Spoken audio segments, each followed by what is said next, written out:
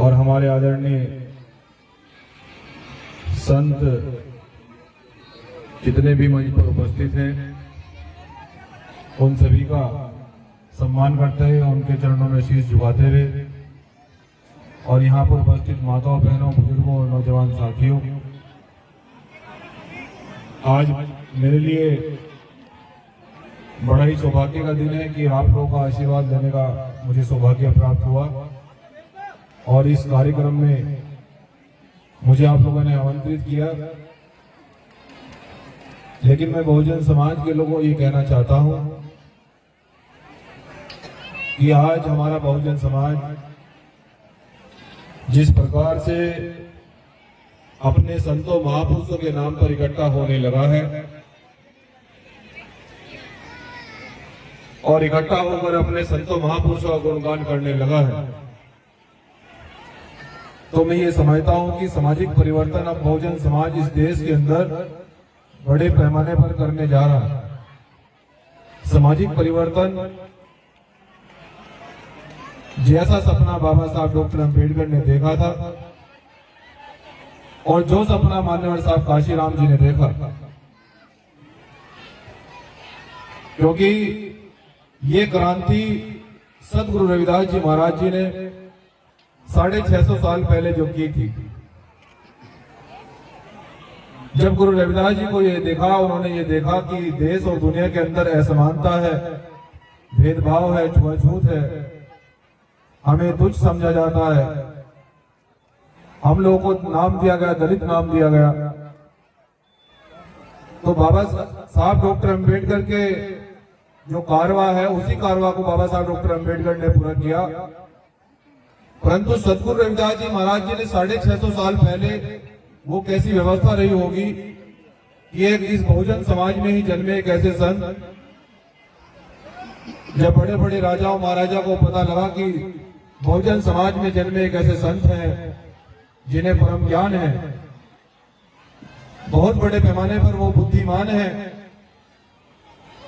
और एक साधारण भेष में रहते हैं, जैसे कि उनके पदों चिन्हों पर हमारे जो संत महात्मा मंच पर बैठे हैं, जिस तरह से ये संत हमारे साधारण भेष में रहते हैं, परंतु इनको ज्ञान की अगर बात करें, इनके अगर कर्मों की बात करें, तो ये सभी संत परिवार और घर छोड़कर जो इस बहुजन समाज में परिवर्तन की जो क्रांति ला रहे हैं, इस बहुजन समाज को जो बहुजन संतों महापुरुषों के रास्तों पर चलाने का जो रात दिन काम कर रहे हैं, हमें इनके संघर्ष को समझना होगा। इनके संघर्ष को समझकर, क्योंकि 650 साल पहले बहुजन समाज के लोगों की कैसी व्यवस्था रही होगी, आए तो बाबा साहब डॉक्टर अम्बेडकर के, गुरु रविदास जी के इस देश के अंदर नहीं, पूरी दुनिया में पता नहीं कितने करोड़ों अनुयायी हैं। हम भी उन्हीं के अनुयायी हैं, उनके चरणों की धूल बनकर इस कारवा को आगे बढ़ाने का काम कर रहे हैं। लेकिन जब बड़े बड़े राजाओं महाराजा को पता लगा कि एक बहुजन समाज में ऐसा संत जिनको परम ज्ञान है, बहुत बुद्धिमानी है, साधारण भेष में रहते हैं, तो बड़े बड़े राजाओं महाराजाओं ने सवाल किया कि रैदास, तुम तो बहुत साधारण भेष में रहते हो और हम इस साम्राज्य के राजा हैं, हमसे ज्यादा ज्ञान है आपको, हमसे ज्यादा बुद्धि है आप में, लेकिन आप भी साधारण भेष में रहते हैं, आपका जो सपना है वो क्या है, आप क्या चाहते हैं? तो सदगुरु रविदास जी ने यही कहा हम लोगों को कि ऐसा चाहूं राज में जहां मिले सभी को और छोटे बड़े सब समान बसे, गुरु रविदास ने प्रसन्न। गुरु रविदास जी ने जब देखा कि हमारा समाज भेदभाव, छुआछूत, घरना, ऊंच नीच का जो शिकार रोज होता है, हम इसमें परिवर्तन चाहते हैं कि सब समान हो, सब समान हो, सबको रोजी मिले, सबको रोटी मिले। गुरु रविदास जी, जो गुरु रविदास जी ने बेगमपुरा राज की स्थापना की, बेगमपुरा राज का मतलब है कि सबके पास रोटी होनी चाहिए, सबके पास रोजगार होना चाहिए, सबके पास घर होना चाहिए। ये बेगमपुर राज की बाबा साहब ने ये सपना देखा था और इस सपने को जितना उन लोगों ने संघर्ष किया, फिर छत्रपति साहूजी महाराज जी ने संघर्ष किया, ज्योतिबा फुले साहब ने संघर्ष किया, बाबा साहब डॉक्टर अम्बेडकर ने आकर बहुजन समाज में उस क्रांति को, उस समानता को जिस आंदोलन की शुरुआत गुरु रविदास जी ने की, उस आंदोलन को बाबा साहब डॉक्टर अम्बेडकर संविधान में पूरा लिख देते हैं, असमानता खत्म कर देते हैं, ऊंच नीच भेदभाव बाबा साहब डॉक्टर अम्बेडकर संविधान लिखकर उसको खत्म कर देते हैं। लेकिन बहुजन समाज के लोगों, आज जो वर्तमान में जो हमारा समाज है, ये बड़ी खुशी की बात है कि आज हमारा समाज वो बहुजन संतों महापुरुषों के नाम पर इकट्ठा होने लगा है। इसका मतलब वो परिवर्तन चाहता है। इसका मतलब जो शिक्षा का अधिकार बाबा साहब डॉक्टर अम्बेडकर ने हमको दिया, वो उसको पढ़कर गुरु रविदास जी को समझ गया है। लेकिन एक सवाल है मेरा बहुजन समाज के लोगों आपसे, क्या आप जानते हैं कि हम लोग जानते हैं कि इस देश के अंदर सबसे बड़ा अगर किसी का इतिहास है, इस देश के अंदर सबसे बड़ा कोई संतों और महापुरुष हैं, तो बहुजन समाज के लोग, अगर आपको नहीं पता हो तो हम बता देते हैं।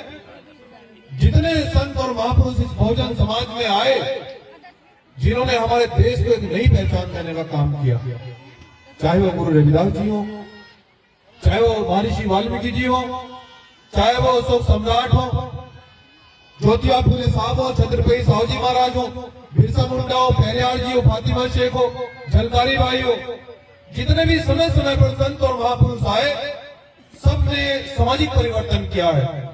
और गुरु रविदास जी कोई एक मनोवादी व्यवस्था के खिलाफ थे। गुरु रविदास जी, ये समझना पड़ेगा हमें कि गुरु रविदास जी कैसे शासन चाहते थे, कैसा देश चाहते थे। गुरु रविदास जी एक आंदोलनकारी संत थे जो समानता चाहते थे। लेकिन मैं बड़ी पीड़ा के साथ मुझे ये कहना पड़ रहा है कि आज भी हमारा समाज पीछे क्यों है। ये सवाल है आपसे, और खासकर मेरी माताओं बहनों से ये सवाल है कि आज भी हमारा समाज, जब हमारे बहुजन संत महापुरुष इतना बड़ा परिवर्तन कर सकते हैं, जब वो इतना बड़ा इतिहास लिख सकते हैं, जब बाबा साहब डॉक्टर अम्बेडकर इस भारत देश को सबसे बड़ा ग्रंथ भारतीय संविधान दे सकते हैं, जब गुरु रविदास जी बड़े बड़े राजा महाराजाओं को झुका सकते हैं, तो आप पीछे क्यों? ये सवाल। वो इसलिए बहुजन समाज के लोगों कि हमने संतों महापुरुषों को जानने की कोशिश नहीं करी। हमने सतगुरु रविदास जी की फोटो अपने घर में नहीं लगाई, हमने महर्षि वाल्मीकि जी की फोटो अपने घर में नहीं लगाई, बाबा साहब की डॉक्टर अम्बेडकर जी की फोटो अपने घर में नहीं लगाई। हमने अपने घर में ऐसे लोगों की फोटो लगा ली जिन्होंने हमारे संतों महापुरुषों की हत्या कराने का प्रयास किया। तो फिर हमारा भला कैसे होगा? जब हमने अपने संतों महापुरुषों को नहीं पढ़ेंगे, वो क्या चाहते थे, जब उनको नहीं जानेंगे तो परिवर्तन कैसे होगा?